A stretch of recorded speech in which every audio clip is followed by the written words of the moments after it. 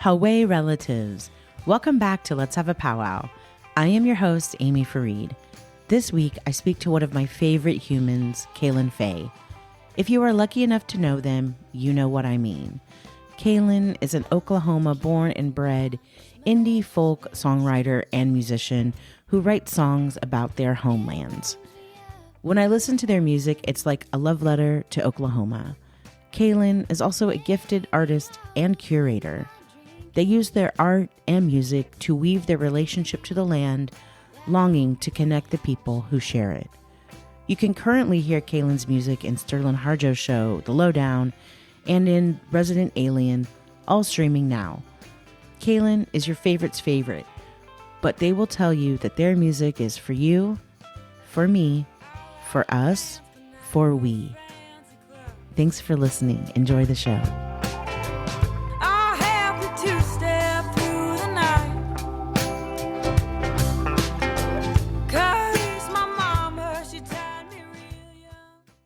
Kalyn. Yes. Hi. Hi. Thank you for being here. Kalyn, we met in this building. Yes, we in did. this very building. Yes. 2017. Yep.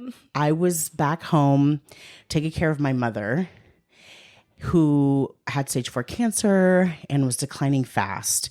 And you were a model for me early in that year. And I was coming back around, and I'm freelance, and you know how freelance goes. Exactly. You don't work, you don't get paid, right? And the first ward here in Tulsa, Jess and James had asked me to do some classes years before, and it was just kind of something that I did when I came back home. And they always would find me the coolest models, which you were one of those models. And I had come back taking care of my mom, and I got to teach this class again, another class. And I remember that class was so wild because my mom was like hallucinating at night, wasn't sleeping because she had dementia. And I remember coming into this class. I don't expect you to remember any of this, but this is my memory of really like, I'm so lucky. It was like this weird, I was hallucinating like the whole class. It ended up being, I looked back at my Instagram because, that's what we do. And I saw what we did, and it was so cool. And like those pictures are great, and I'm going to post them. But Jess was like, and you kind of represented yourself as an artist, which you are an artist. Yeah. But I didn't know you are a singer. You're a singer, songwriter, folk artist. And I had no idea till also 2017, my mother ended up eventually passing away shortly after our class. And I was detaching from everything. And so when I started seeing you on social media and you were sharing your music, I was like, oh my gosh, Kalyn is like this major moment. And I had no idea. So whenever I started this podcast and like thinking of people like, who I would like to talk to, you obviously came to mind. And so now that I know who you are, I would love if you could tell the gentle readers, who is Kalyn Fay? Yeah, happy to tell everybody. So first and foremost, I'm Cherokee, Muskogee Creek. Existed in Oklahoma all my life. I am a songwriter. I write more like folk music, indie folk stuff. Grew up playing music. I'm the only one in my family who plays music. I was going to ask, when did you start playing music? This is so funny, actually. I don't tell a lot of people this, but Exclusive. This is exclusive. My family, like most like Southern Midwestern families, didn't have a lot of money to go on like vacations or whatever, but we would go to Branson like once a year. Oh, the Ozarks. Yeah. Yeah. The Redneck Riviera, which is also gorgeous. Yeah. And also like literally the Osage homelands. Exactly. It's beautiful. Original. Yes. It's tradish. Oh my God. But we'd go out there, and I remember seeing someone playing a dulcimer, and I was like, I want to play that. And so like, my were parents you like out to dinner and they had music playing? we actually went to Silver Dollar City. Yes, give me all of this. This is what we love. Silver Dollar City, iconic. Exactly. I was like pretty young and I was like, I really want to play this instrument. So my parents got me like the cheapest version. It was like a cardboard version with like a, an actual like fretboard and everything. But I taught myself how to play it. And it's got like a little slide and everything. And I even played it at like our school. What do you call that? Talent show? Yeah. Wait, how old were you? I was like 7 or 8. Oh my God. I'm obsessed. So this 7 or 8 is when I first got my first guitar. Yeah. And I got my first guitar because of La Bamba. Now, I'm older than you. Gosh, I love this. I love La Bamba. Okay, great. Let's keep it going. Richie Valens inspired me. And yeah, I was like, whatever you are in 4th grade, which I feel like is like 8. I think it's like the bug hits you when you're like, because that's also when I started playing viola, because that's when public school kind of lets you get into choosing either orchestra or band or whatever. Yeah.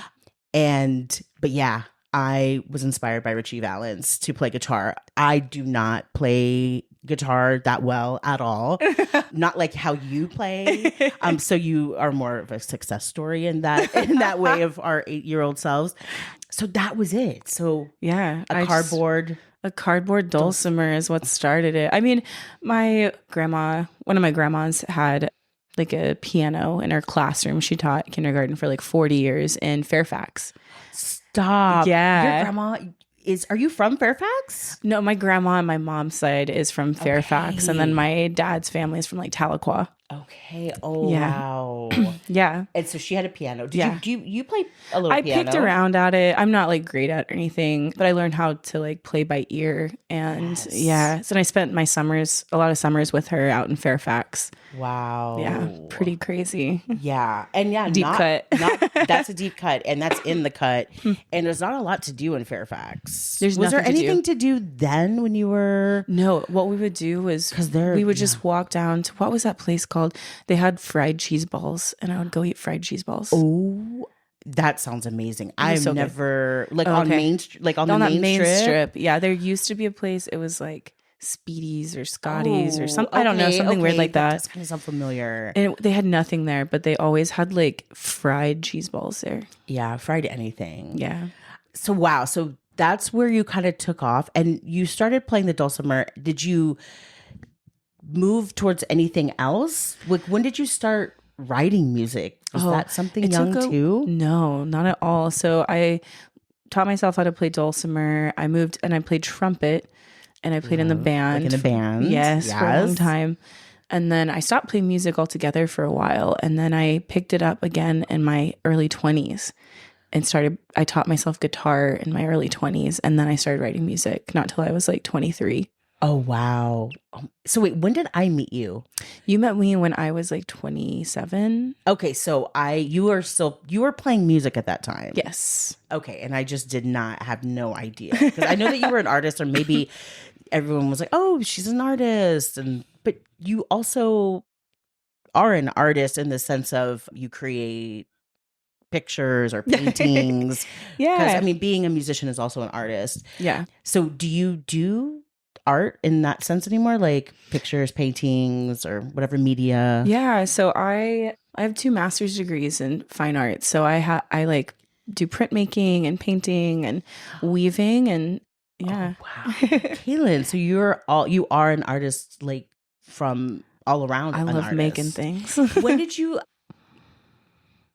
know that? Did you start making art? Like, you stopped playing music, so did you start like your art practice then, or how did you know? Like, how did you get out of school and realize I'm going to go to school for art? I think that was kind of a weird trajectory because I've always, played music or wanted to do that in some way. And I've always made art from like a really young age and just loved it and didn't think it would be like lucrative enough to sustain myself with. So I was like, I'm going to be a doctor. Oh my God, we all go through the same thing. I know. It's so funny because we like come from nothing. Yeah. So we're trying to make something of ourselves. Exactly. But then who wants to be a doctor? No. You have to be psychotic person. Exactly. Like, we love doctors. Yes, absolutely. Love. And if you aren't crazy, then that's cool. But that's a whole other devotion. Yeah. That's a whole other side of your brain and way of life. Yeah. I also feel like if you're a creative person, you're like up in your feels a lot, and like having to do what a doctor does. Like, oh my God. Absolutely no. It's the completely other side. My brother, we're all back home for the dances, and my brother was like, do you ever watch Dr. Pimple Popper? Okay. That's what I mean. Even someone that's able to, with it looks like, like the little scalpel, the X-Acto knife, literally cut someone's skin. I don't have that capability. No. I can cut your hair with a razor all day long, but into skin, that's something completely different. So you were like, yeah, I'm not, or I mean, well, obviously you don't have to be a surgeon to be a doctor. But for me, I always have that idea of like, oh, do I have to like dissect things to become the doctor? My God, there's part of this. There's shit. so many things about the body, like I just don't want to know about, or what your body is capable of. I don't want to know. Yeah. Like, I don't want to see it. The great mystery is for a reason. Exactly. So when did you realize, okay, I'm not going to be a doctor? I went to this like conference when I was an undergrad, and was like a doctor conference. Yeah, it was like a people interested, Native folks interested in sciences. Okay, cool. I was like, I just want to say we need Native people as doctors. And please become doctors so that we can see doctors. You and that you actually care about our bodies. You know about our intergenerational traumas. You know what we have inside our DNA. This in no way means we should not be doctors, but you out there, you young whippersnappers, should definitely be a doctor's therapist. We need that. For the safety of all, we are not doctors. Yes. This is what we do. No, this is what I do. But yes. So, okay. So you went to the conference and is that when you knew? Yeah, I went, and I was like, I don't think I want to do this, but I was like, I don't think I can make art because I don't think I can sustain that. But then I was like, someone has to make all of this stuff. Someone has to design everything for these spaces. Someone has to like the brochure. Exactly. And so I was flipping through. I was like, who does this? Can I do this?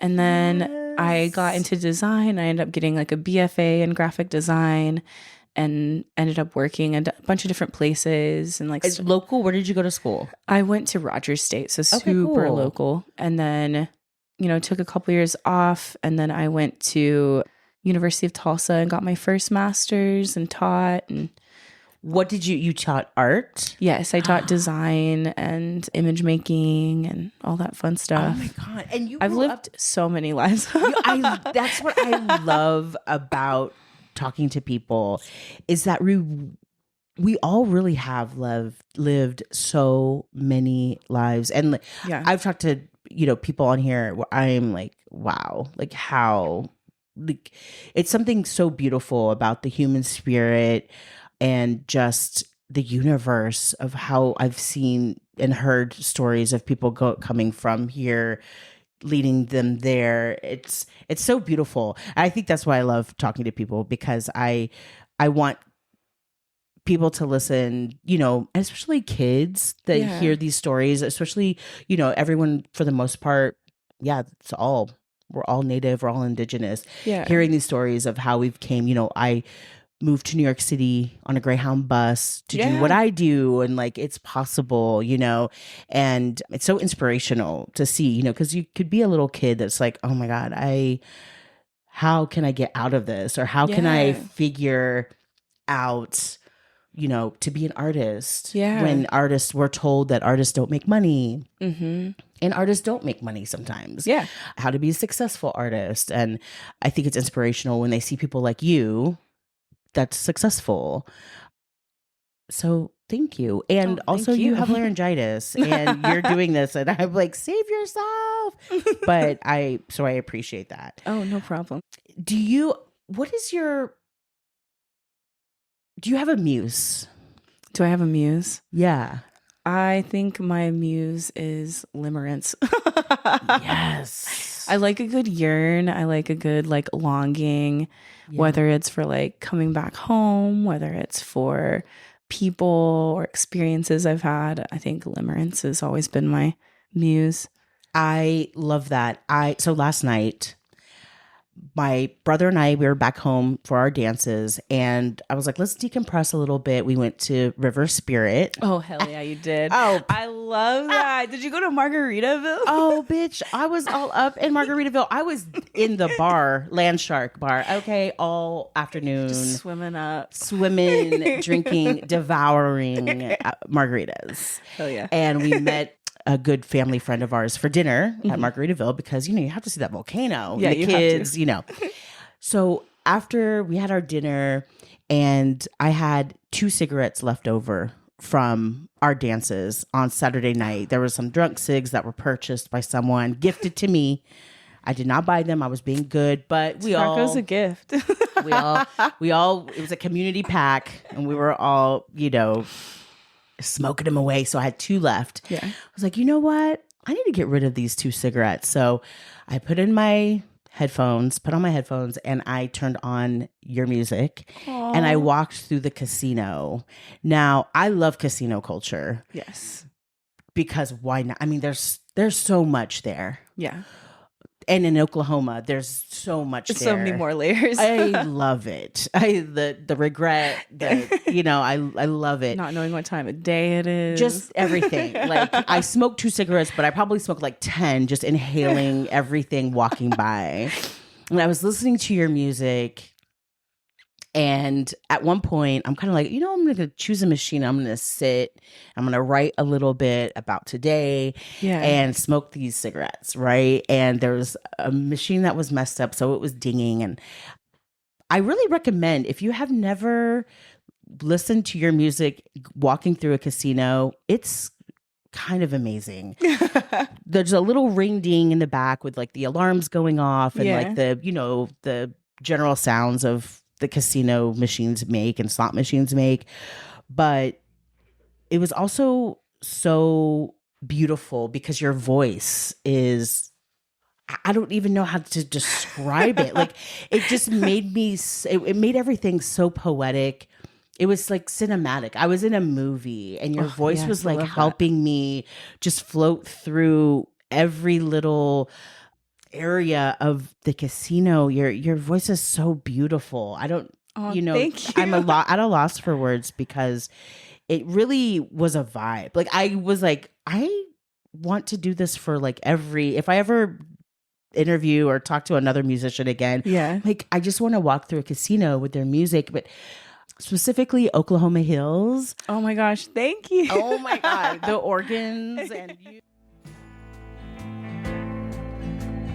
And the Oklahoma Hills are singing me a song tonight.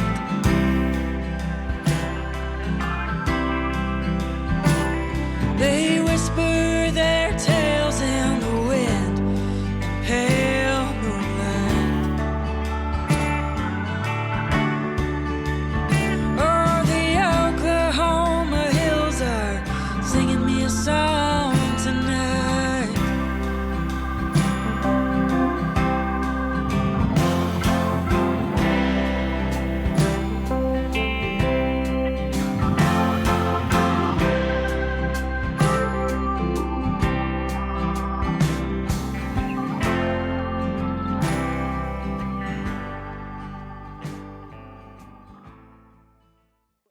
Beautiful voice. Your voice is amazing. So that's why I'm also freaking out, because you have laryngitis. I'm like, don't talk.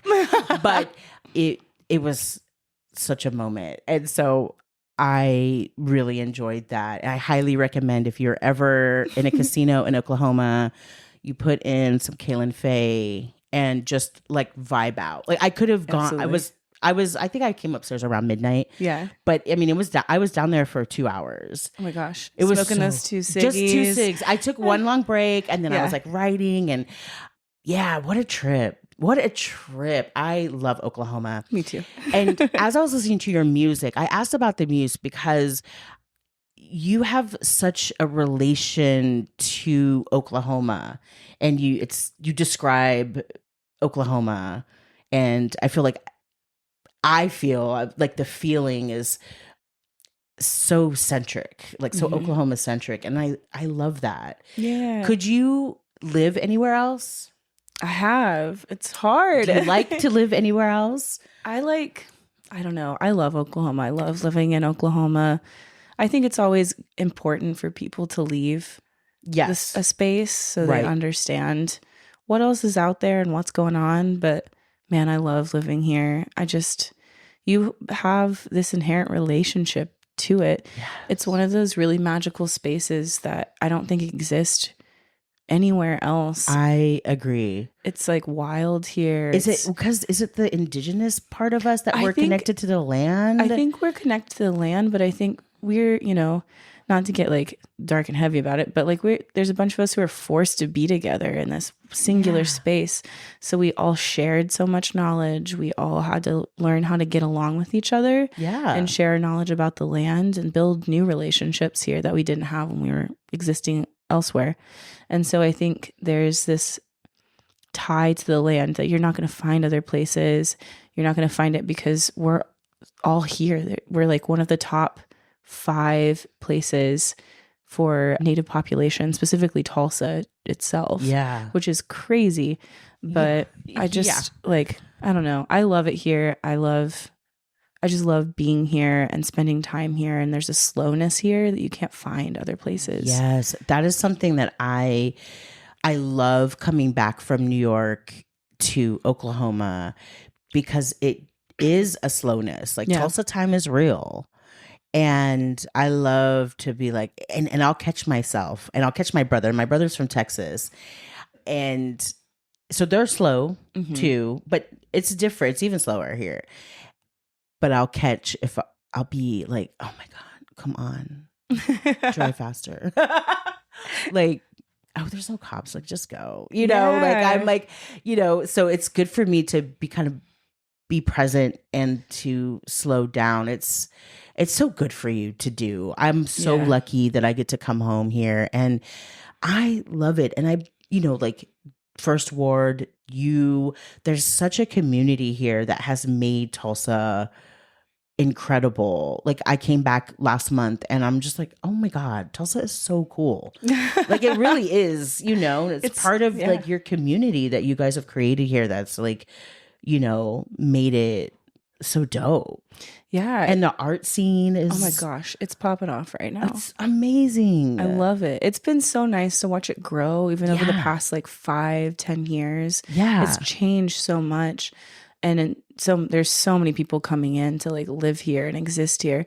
But I think it's really cool because I think we've maintained so far like the spirit of this place. And like something people always tell me is like, I love Tulsa. I love the hang here because nobody wants anything from me. Nobody's like trying to like, network. No one's trying to be like, hey, let me show you what I can do. Or like, I don't know, compete in any way. Yeah. We're just solely here for the hang. Yes. If you're a good hang, like, come on, we'll take you along. Literally. Like, let's go do something. And we just love it. And that's why I love it here. Like, I know. I 100%. I agree. It's just like pure in a way. Like it's, not like LA or New York where, people are trying to, I mean, that's more LA, but New York is still you like, gotta defend New York. I gotta defend New York because but people are movers and shakers. And here it is just like, it's a vibe. So it's kind of like an exhale for me when I come. Yeah. And, I love it. There's just so much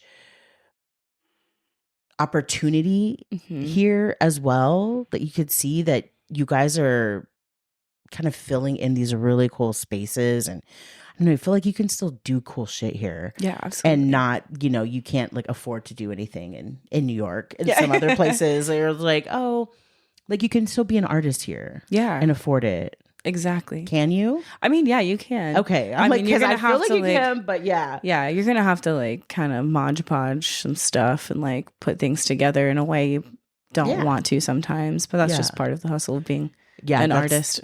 I'm hodgepodging constantly. Yeah. Like all the time. Still, it gives me my edge. Yeah, exactly. Keeps me sharp. Tell me now, do you have a regular band, like people that you play music with, that you've played music with forever? It kind of ebbs and flows because the musicianship here is incredible. Yeah. It's so good. So you find people, you're like, yes, I love you. I want to play with you forever. And they eventually get, Snatched up. like a really tight like studio gig or a really tight touring gig with these famous people. I've got a friend, one of my favorite drummers in town. His name's Jake Lynn. Such a cool dude, can play any style, just got this really assertive way of performing. And I love playing with him. He played on this record I'm going to release fairly soon, but he just got a touring gig this last year and I don't get to see him. I'm so sad. He's out with a guy named Wyatt Flores. Ooh, cool. What kind of music is he? He's more country, but he just did like a big stadium tour with like Post Malone. And wow. Yeah, crazy. That's amazing. That's just like how all of these people are here. Yeah, last night when I was walking through, I saw at the 5 o'clock somewhere bar, there was a singer and a guitar player and they were just doing covers and they were really good. Like they were really good. I was like, oh, who are those people? Yeah. I was like, I want to stay in like, it was like one other guy in that bar. Yeah. I was like, oh, on a what is it, Tuesday night? Yeah. Like you have a gig, at the River Spirit Casino. Yeah. And I loved it. They were really, really good. I was like, man, I would kind of chill and hang out with you guys, but I've got Kalyn to listen to. So I'll be back. I'm like, if they're back when I'm still here, I'll come and listen to you guys. But yeah, it's, people get gigs and so you have like a revolving kind of crew of friends. I've got a group of people that I call on for like each, position in the band. You got to have like you got to have it stacked. Yeah. You just got to have in a case. rotation. Yeah. Do you like touring? I love touring. Why?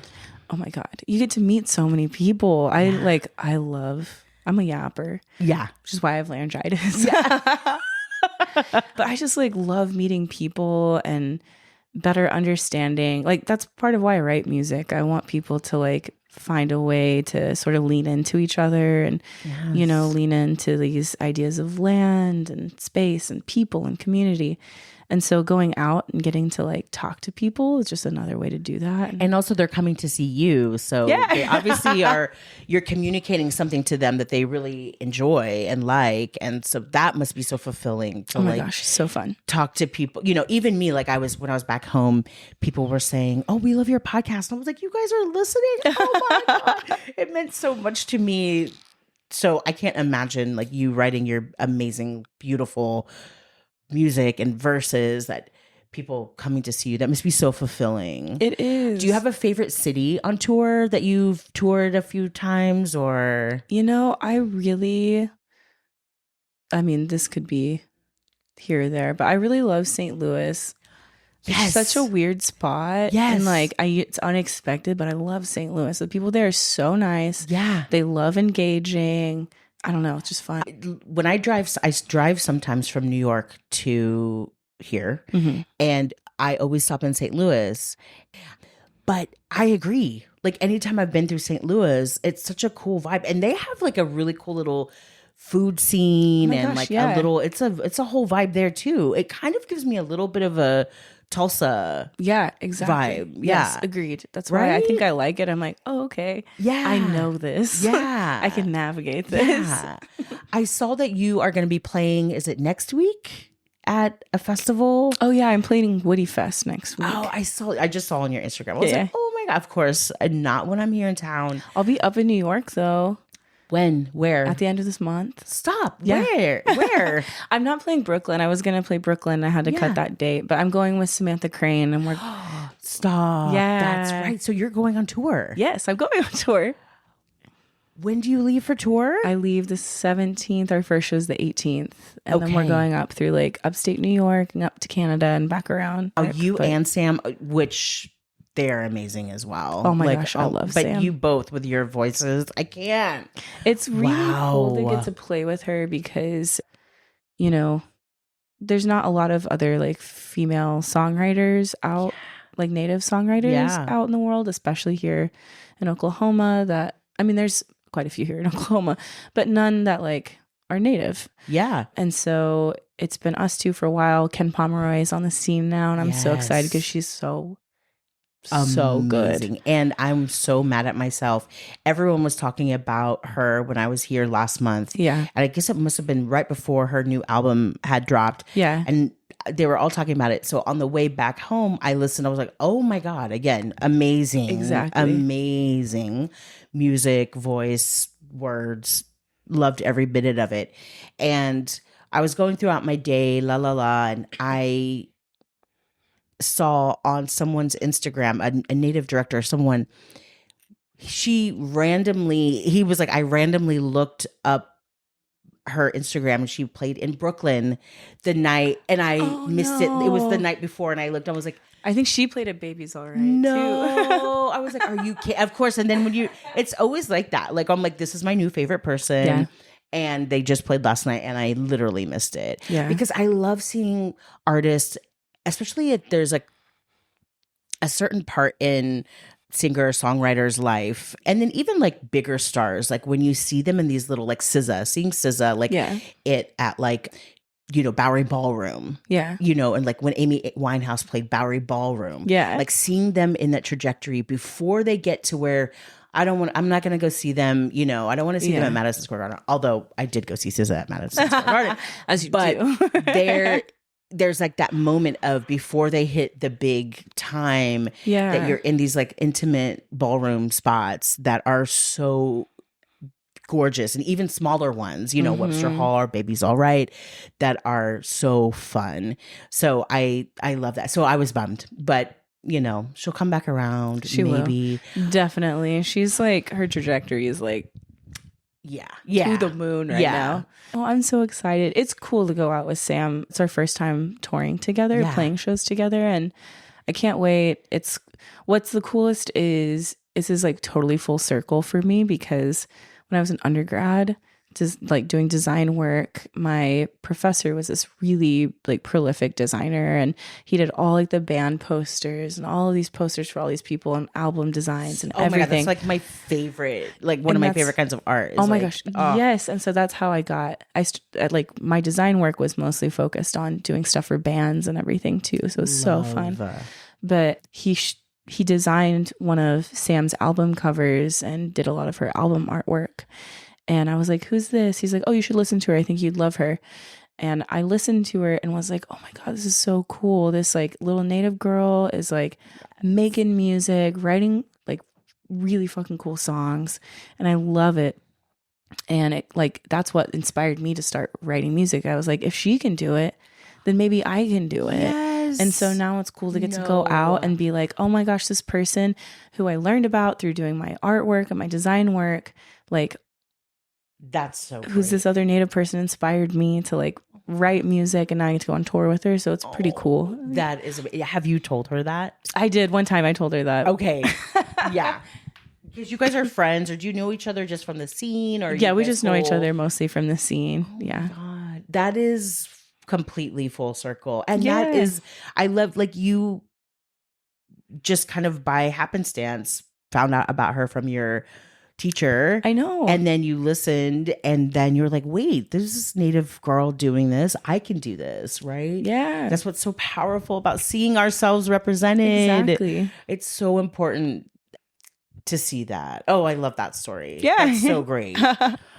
So, okay, so that's what's next for you. Anything else coming up or that you have coming out? Ooh, yeah. I have a record coming out this fall. Yes. It's called Owisana. It means garden in Cherokee. Amazing. I'm so excited. Wait, when do you have a date? I don't have an actual date yet. Okay, but you said when, in the fall? Yeah. Oh, I love a fall time. I know. Folk album. Yes. It's a very like seasonal feeling record too. It's like you can feel it like ebb and flow. Yeah. And I'm like so it's excited. A drive. Like and where I live in upstate New York too, it's in the mountains. So it's like a whole vibe, like red mountains with the trees. They all turn beautiful colors. So I cannot wait for that. Oh, you're gonna love it. I'm so excited. Oh my God. You said that you were doing album art yourself. And I love your album art. Do you do your thanks. album art for your? I have done my album art in the past. This next one, though, I don't know if you know, there's an artist named Jordan Ann Craig. She's a Cheyenne painter, and all of her paintings are really influenced by like Cheyenne beadwork. And amazing. She did like the cover, and it's so beautiful. Yes, I'm so excited. Oh, that's gonna be. Oh, I cannot wait. I know. Okay, so fall 2025. Yes, we are going to get your new album. That's amazing. Finally. And I have music videos, and I'm so pumped. Lauren Waters is also Cherokee. Oh my God, filmmaker. Oh, really? Yeah, she did one for me like last year. I still have not released this record, so we're finally on the trajectory to release the record. You're set up. I'm set up. You have your content. You have your video. We got it. Where can people find you? How do we look you up? So you can find me on Instagram. You can find me on Spotify. And Instagram, you're at Kalyn Fay. Yeah. Just everything. KALYNFAY. Yes. Yeah. Exactly. If you want to see art stuff, it's Kalyn Barnowski. It sounds like a Polish name. It's not Polish. Not the Polish hate. Yeah. It wasn't our fault. It's not my fault. So just so I can like share. Wait, so Barnowski, so it's not Polish, then what is it? It's okay. So our original name's Ganowskiski. Yeah. And then it got misspelled in the Dawes roll. Yeah. We had to sign the Dawes roll. And then it got turned into Barnowski. I even found a note about it in this like historic record that's like, someone misspelled this. Yeah, they misspelled so many names back then. And then we have these weird names with everything. Like it happened to so many, mostly brown and black people. Yeah, exactly. And then when people from Ellis Island were coming over, they had their own fight. It's a whole other one. That's like the Italians in New York. That's their whole fight. It's like, oh my God, we used to be this. But, yeah. Well, thank you so much for doing this with me. No problem. You have laryngitis, and I don't want to be the reason why you cannot sing next week for the Woody Fest. I'll be fine. Or your tour. I'm so excited for you. Thank you. Thank you again. I'm so excited we got to do this together. I love you so much. I love you so much. much. Like getting to meet you. When we met, I remember them asking, they're like, hey, would you and Lydia want to do this? Because Lydia Cheshawala was the other, and she's Osage as well. Yes. And they were like, our friend Amy wants some like native girls to like do their hair if we know any native gals. And I was like, okay, I got you. Yes. And I showed up and I was so glad it was you. Like instant connection. Loved you. Me and Lydia still talk about you all the time. Oh my God, how is Lydia? She's so good. She's she's popping off. She's a queen. She's doing such a good job. She's a queen. Yeah. And also I would just like to say that we were we cut a mullet on you before all of this new age mullet. What's happening now? We were doing mullets. You did it. And I'm gonna post a picture on my Instagram when this comes out. You have to. That's like I show people that haircut. I'm like, this was the most perfect haircut I've ever had in my life. Yeah. We were doing mullets before it became like the fashion mullet that you guys get now. You did it better too. Yeah, we did it better. And we were just so cool. That was such a fun little so fun. The little photo shoot I was just looking at. I'm like, oh my God. Like that was so See, you could just do anything in Tulsa. Really, you anything is possible. Anything you want. It's true. Including my little podcast. Yeah. Thank you so much for coming on. No problem. Thanks for having me. All right. Bye, relatives. Thanks for listening. All music in this episode is by Kalyn Fay. And Kalyn, I'm so happy you didn't become a doctor. See you next time, cousins. Useless and stuff. So baby, don't you worry. Oh, if I've had enough. Oh, the days are long, but you know, I'm still in love. And if it's easy come, then it's easily gone. Tooth and nail ain't always wrong. And if it's easy come, then it's easily gone. Might as well be gone.